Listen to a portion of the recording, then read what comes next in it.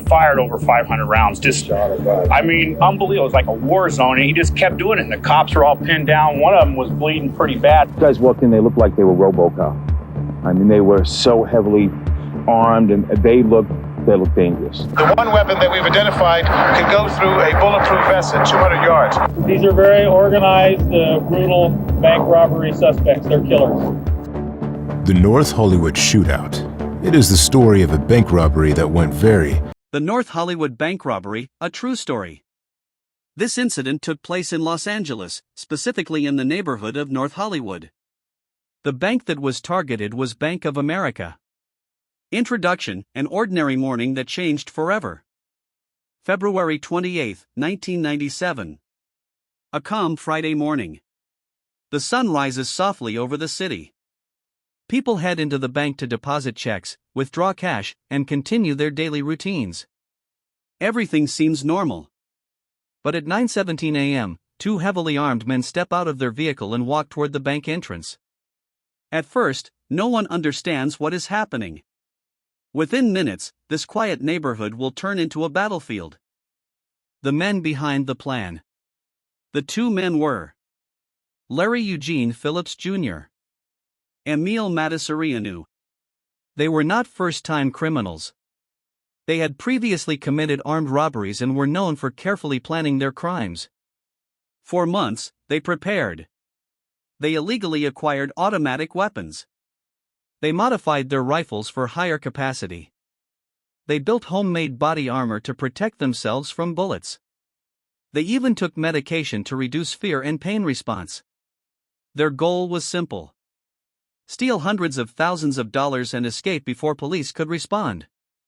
But one critical mistake would change everything.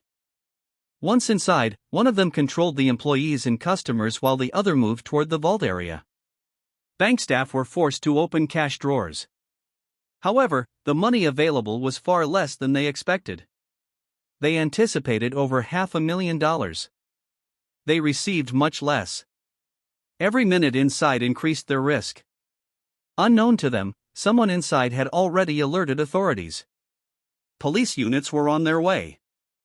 The police encounter. When they exited the bank, police cars were already arriving. This was not part of their plan. They believed they would have more time. Instead, they walked directly into confrontation. Gunfire erupted. Civilians ran for cover. Some hid behind cars. Others rushed into nearby stores.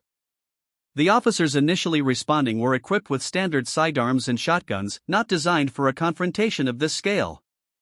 The suspects, protected by body armor and carrying high-powered rifles, had a tactical advantage. The situation escalated rapidly.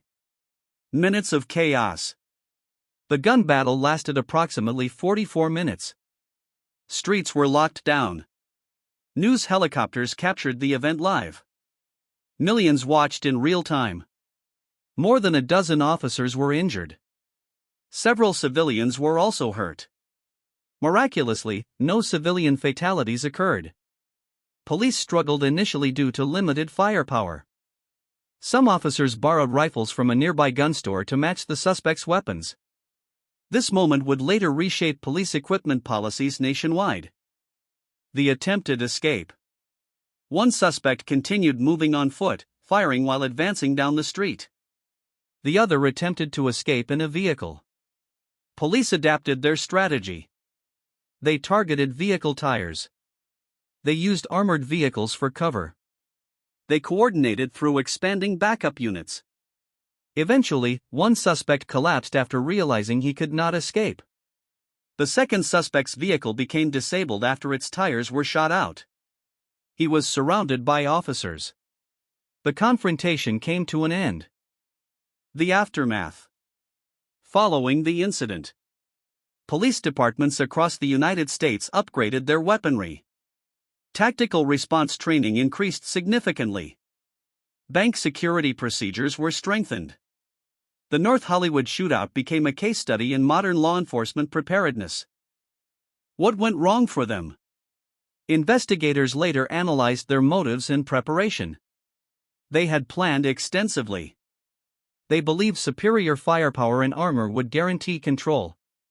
But they underestimated one factor: response time and unpredictability.